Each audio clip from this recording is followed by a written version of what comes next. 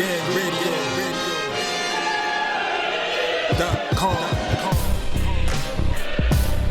Take over. Last mission.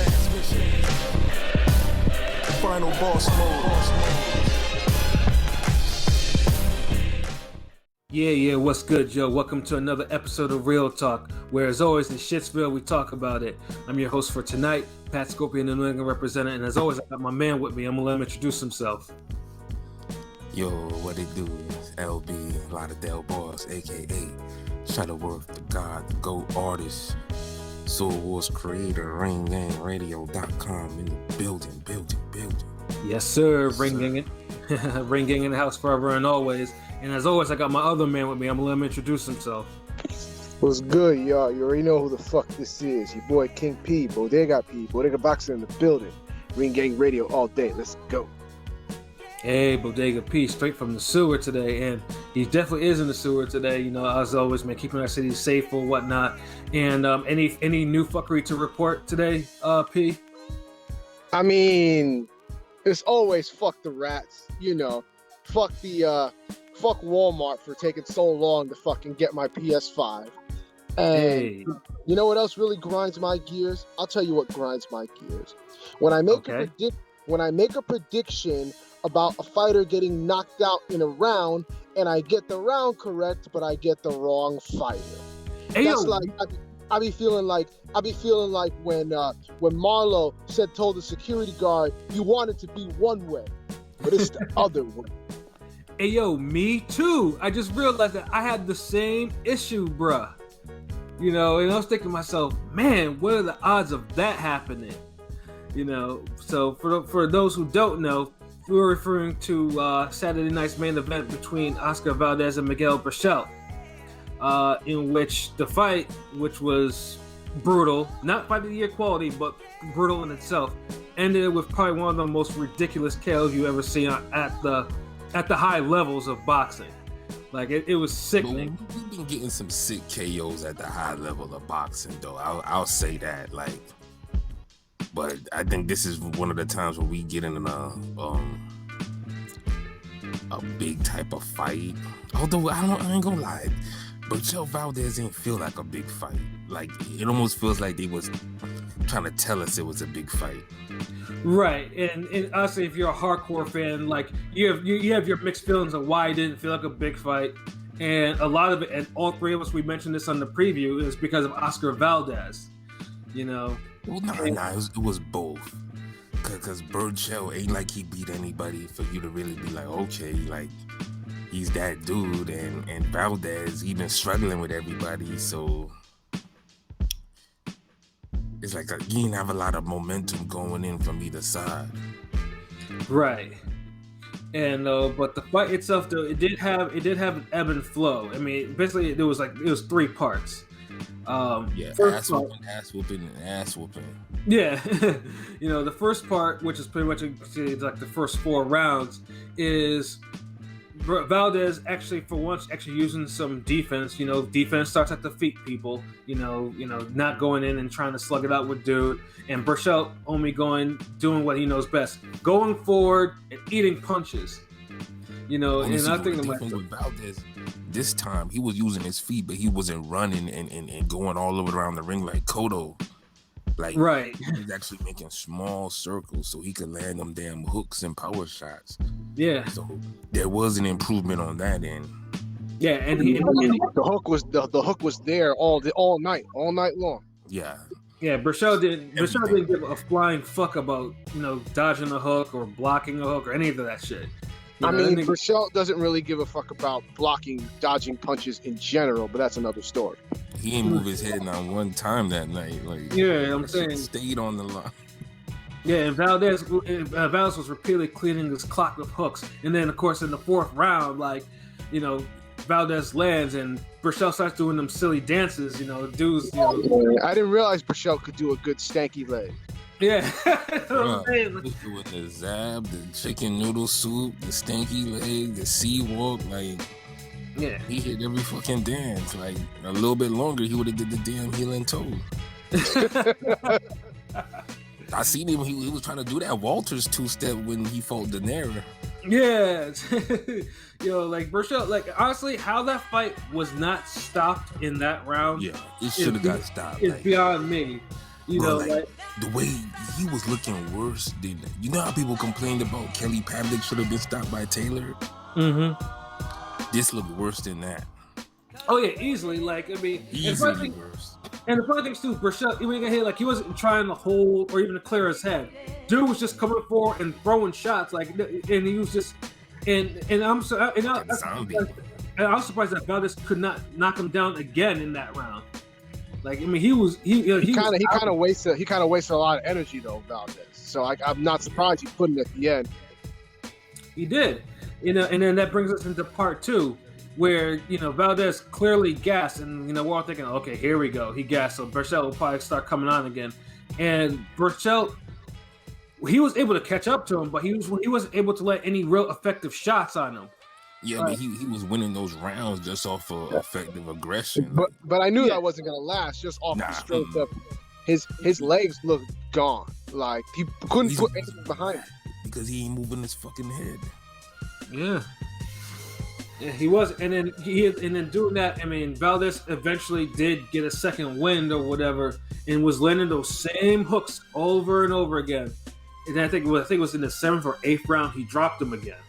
Yeah, it's easy to get that second win when you know you can't miss. Yeah. You know how inspired you become then? Yeah. And the guy is, you ain't have to chase after him. He's coming towards you with no defense. Yeah, and then that second one, like King P said, you knew it wasn't gonna last.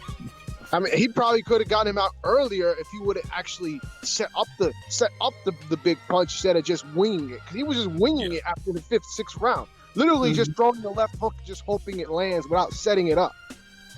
Right? It was too easy. Yeah, we talk about that all the time, where a person will neglect the body, all types of shit, because their headshots are just too easy. Like, damn, how can I miss? Launch his falcon punch. Damn, how can I miss? Launch his super left hook. Like, baby, that shit was all day. Like, that's why Berchelt couldn't really catch up. Like, he won a few rounds and he looked like he had the momentum, but legs were still jello, fucking ramen noodle legs. Fucking he kept his fucking head on the line, like he never fucking moved his head. Not at all. So Valdez always had opportunities to line him up and hit him, which he did. And Valdez, man. And then another thing too, Valdez also, his jab was actually going too. Like, usually you always tell Valdez, like, this nigga needs to jab instead of just going in and just waiting in and throwing these power shots.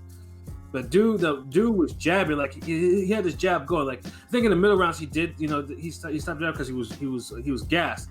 But once he got the knockdown, he kept that pumping, and then Berchelt was missing all types of shit. It was ridiculous.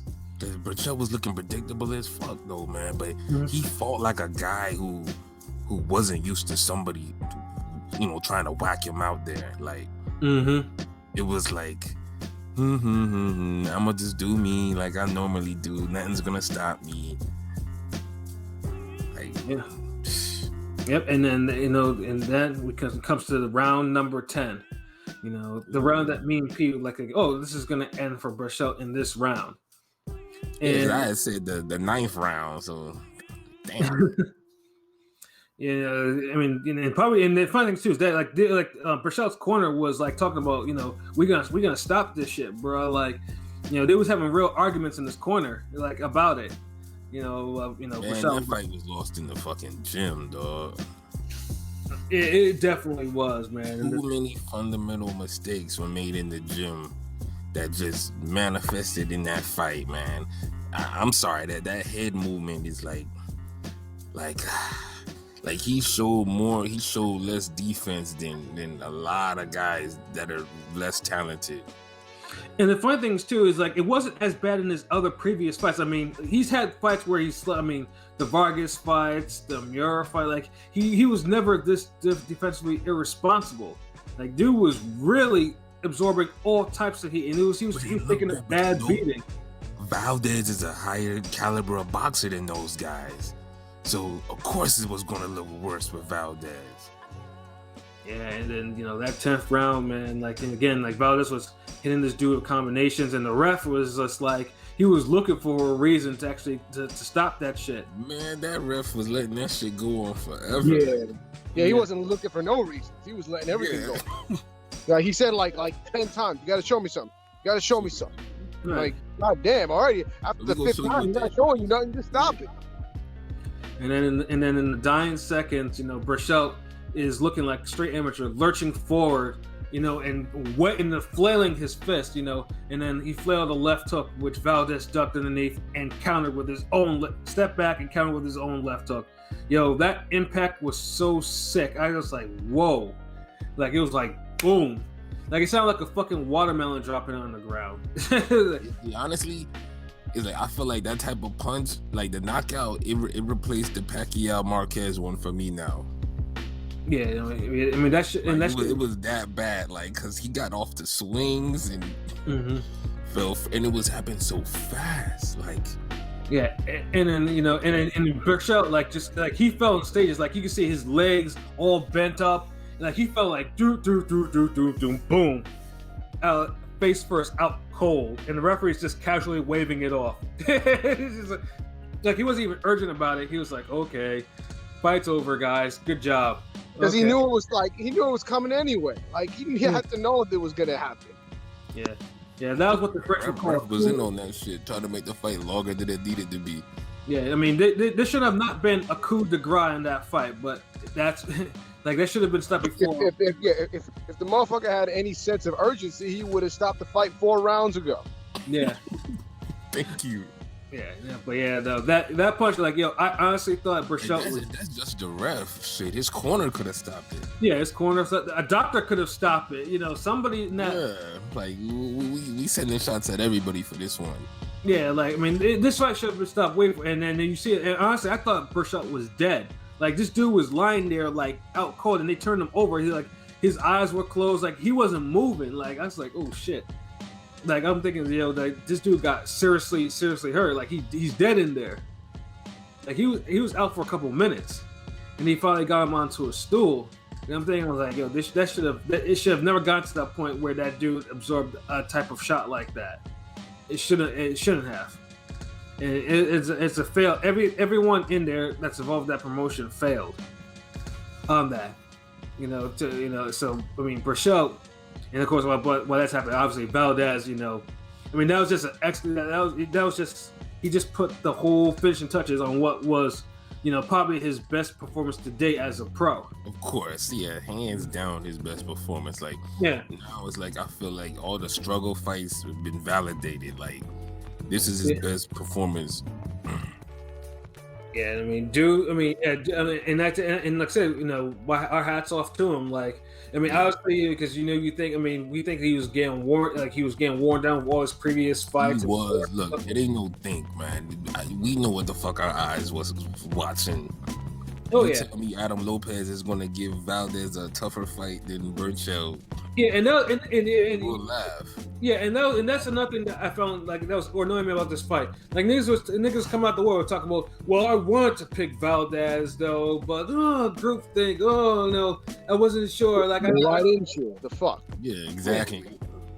Yeah, like if you pick, like, I mean, like people act like, oh, you're dumb for picking Berchelt. The fuck? Like, has no one watched Valdez over the last 5 years or so, give or take? You know what? Because you had a few guys out there who were picking the Valdez for the upset, and which is cool, but right. Don't Monday morning. Fuck it. Don't Sunday morning trainer that shit. I been a football guy. I had to reel it back. I was about to throw the football instead of the jab. Like, hold on, wait. Don't Sunday Eddie Futch it. Like, nah.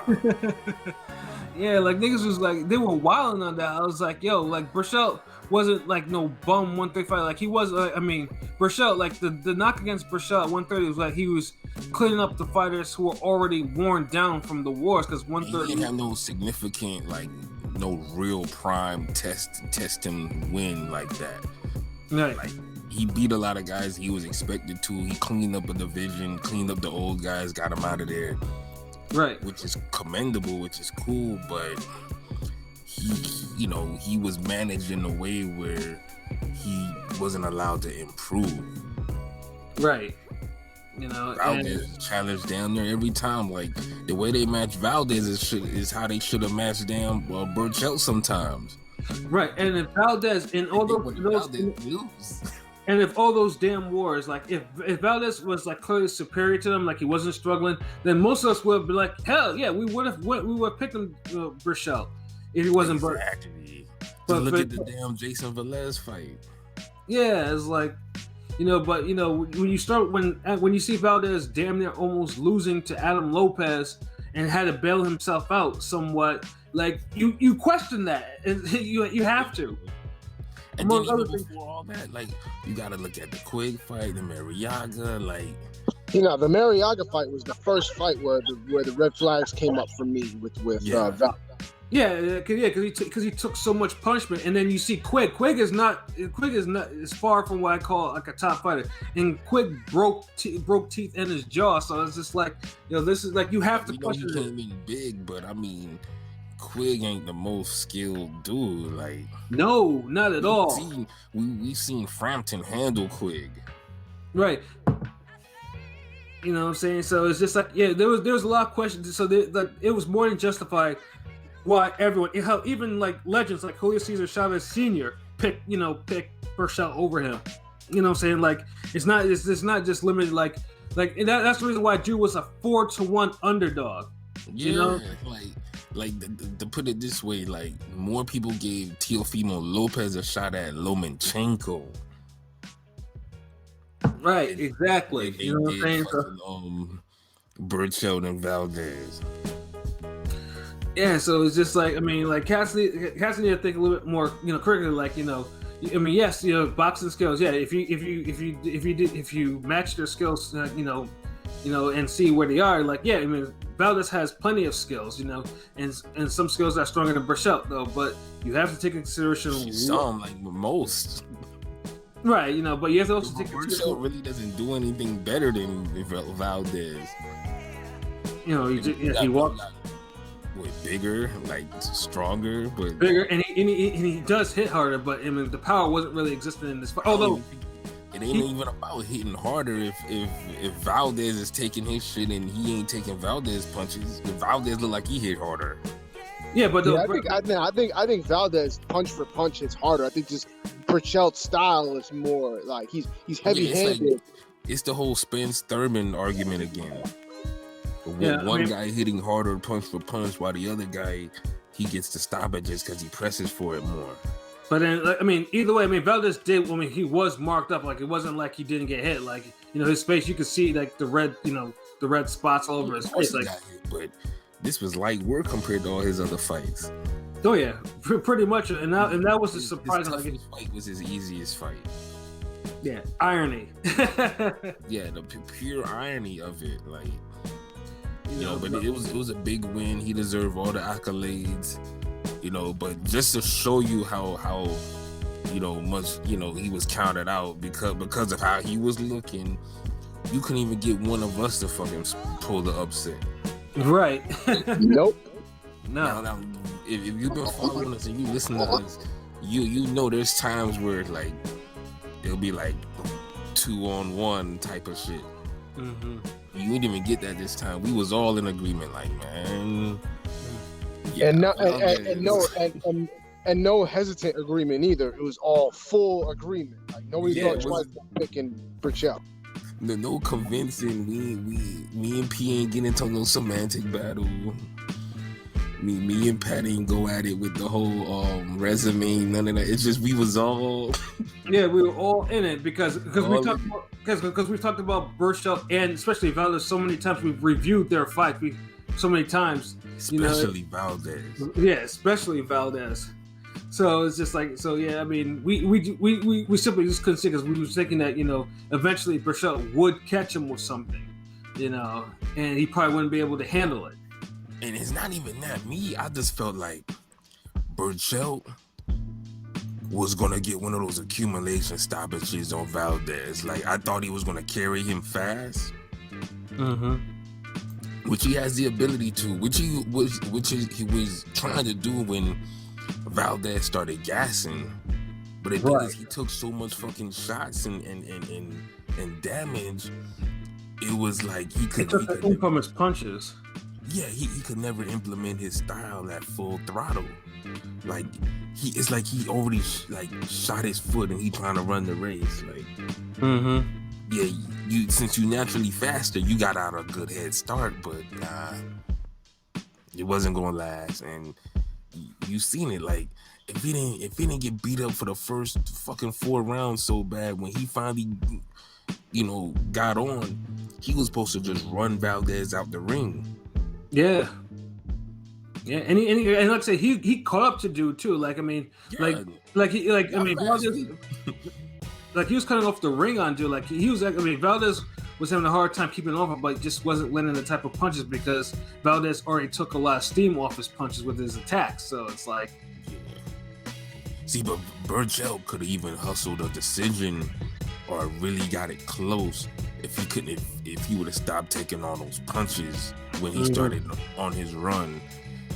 Because we've seen where guys will come back around those rounds and they're not taking all those damn punches, and then they really start, going after a dude. Like when Thurman started walking Pacquiao down, he wasn't taking all those damn shots. No, he wasn't. It was just a fucking body shot that was like, come on, nigga, why? Because now you seen, like, damn, all those rounds you was that momentum died. Like, Berchelt couldn't even get that. Yeah, I know, couldn't. And then now it's just like, now, I mean, I know people have also mentioned too that, Berchelt might have had a hard time making the weight, and I mean, well, Berchelt is a big guy. I mean, whose fault is that? Yeah. I mean, he made the weight. That's what's the point. He was professional. Yeah. He made the weight. And he didn't look drained. He didn't look bad. I just think he just got his ass whooped. Yeah, the defense really showed, man. And also too, I also like to mention this is why you shouldn't really change your career trajectory like that, because remember, TR was trying to match him up with Jamel Herring. Like they were supposed to meet, but this dude was talking about very well won that. Yeah, and he was like, "No, I didn't want that," because he wanted a more exciting fight. So he was like, "You know what? Let me see if I can catch Valdez slipping with this." He knew. I mean, clearly he knew what time it was too. Like he was he knew. And like I said, instead of taking the fight that that had some intrigue, they were building it up. Like they were both coming up, significant fights, give or take. Yeah. I mean, he could have upped his profile more and like, hey, get this belt from Herring or whatever, and then bam, move on. But see, Herring would have been the quality guy he needed to improve with. Right. He beats Herring, or he fights Herring before Valdez, we might see a whole different type of fighter. I don't think he would have beaten Herring, though. My personal opinion. You don't think he would have beaten Herring? No, I think Herring would have edged it out. See, here's my thing. Like, I mean, that's more like a go either way type of fight. But I feel you. Like, no, I'm not saying it couldn't go either way, but I thought Herring would edge it out, and Herring had really improved. Like, yeah. I mean, because when that fight fell through, I was like, Berchelt would have been the favorite, definitely. For sure, yeah. And I always said like Berchelt probably saw something in that Herring fight when he won the belt that he didn't like, so he's like, you know what? I don't want to box. I want to brawl with somebody. You know what I mean? So that's it. Got Valdez, and that's all she wrote. But that's the thing. If you a true brawler, it doesn't matter who you're gonna box. You're gonna make them brawl. Right. So it's like, to me, that should kind of go out the window, because if you can't get someone to fight your fight, then you're not the best at that style yet, right? Mm-hmm. I mean, I'm just saying, like, and Berchelt had all the dimensions. He has a lot of advantages over Herring. Yeah, he did. And look at that, And now he cherry pick something else. And now he's clearly gonna be down for at least 6 months. Like, dude dude. I mean, Shit, you don't need to fight the rest of the year. I mean, if he fights, it's definitely. I mean, it should be in the fall. Like, dude needs a serious rest. Like, I mean, first of all, they need to keep having. Nah. Take the year off, man. Take the year off. Take the year off, man. Because think about it. How many big challenges and fights he was having before this? And now, like, look, his name is going to be out there this whole year on highlight reels. Like, bruh, take the year off. Like, you good. Like... Yeah, I mean, right now, I mean, we're only 7 weeks into the year, and we already have pretty much a KO of the year front running. That's gonna be hard to beat that type of KO. Dude, we've had upset of the year and KO of the year back to back. I'm saying, you know, and that's fucking nuts. Last year we got that in like almost the same fight with J-Rock. Yeah. So you know, this year was different. It's like, hold on, let's split it up. Yeah, no, all we need now is an unexpected fight of the year to make the cipher complete. Yeah, we're working. We still got 10 months to go. Yeah. So and Estrada hear you. Yeah. Oh yeah, that you know, they're about 3 weeks give or take, so that's good. Yeah, I can't wait for that one. Yeah. Yeah, we'll definitely have some stuff to talk about for that fight, for sure. You know, so, but yeah. Oh, yeah, my bad. Berchelt, you know, like I say, take the time off all you need. Make sure they give that dude multiple CAT scans. Make sure there's no, bleeding that doesn't start out of nowhere, nothing like that. I mean, you gotta monitor that dude. And, props to Valdez for doing it. So now I think, they're trying to get him in the ring with Shakur Stevenson because Shakur's probably doesn't work. That's what I was gonna ask. That's what I was gonna ask you. Like, who you want to see Valdez in there next before we, go on to the next card? I mean, interesting you asked that. That because we had a poll topic about that. We did have a poll topic. Yes, poll topic. Because Ring Gang has the best polls, bar none. Yeah, Pat sound like he was like, oh shit, like these niggas like double teamed me with this shit. Like, hold on, like. So, we had a poll saying, and who would you rather see Oscar Valdez face next? Given the choice, 3 choices: either the Herring Frampton winner, Tank, or Shakur. And we got 33 votes. And 45% said they want Oscar to face Tank.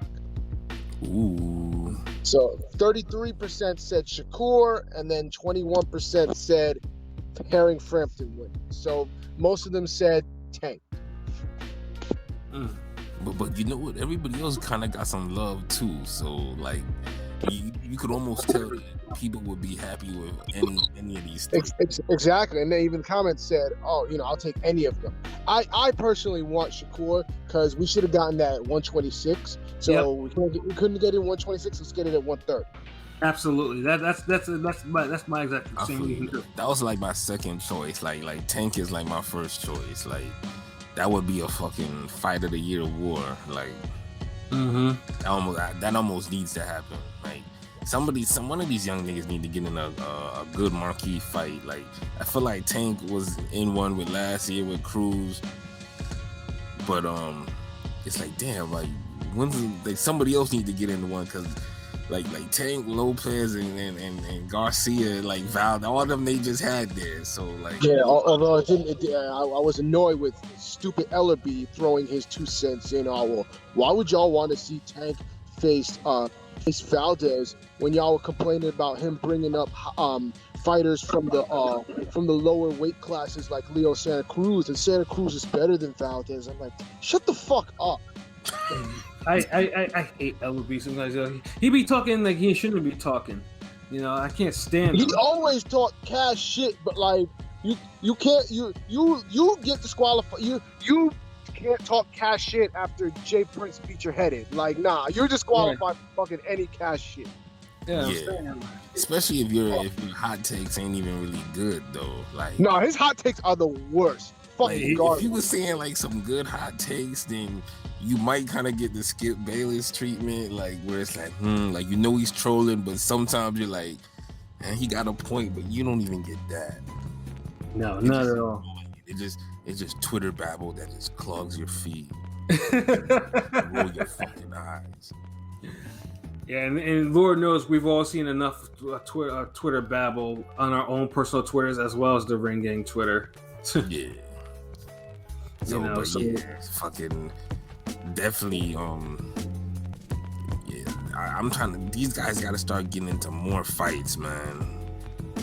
Yeah, like 130. Like there's enough talent at 130 right now where Santa like, Cruz ain't a better fighter than Oscar Valdez. That's what I forgot to say. Like, what the fuck is Ellerby talking about? Yeah, well, He's talking out the side of his mouth, as always. Yeah, I mean, you have to. I mean, Santa Cruz needed to beat fucking Frampton the first go, and he needed to beat Tank for me to say that. Yeah. I'm saying, like, you know, hell, LC probably. I mean, LC didn't even face fucking Gary Russell when that fight was there to be LB to be made. LB, you know. Yeah, exactly. The fight is still there, really. Yeah, you know what I'm saying. Like, because look, if Leo come back and fight two people and knock him out, or do his whole decision dance, and Gary Russell doing the same thing, you know, we're gonna be like, you know, this fight's still here. Like that fight never going. And Valdez isn't even a fucking small guy. Like, he made it seem like Valdez was a bantamweight coming up. Like, Valdez is bigger than Tank. The fuck? And he hit hard too. Like, yo, enough of this clown. Yeah, next fight, man.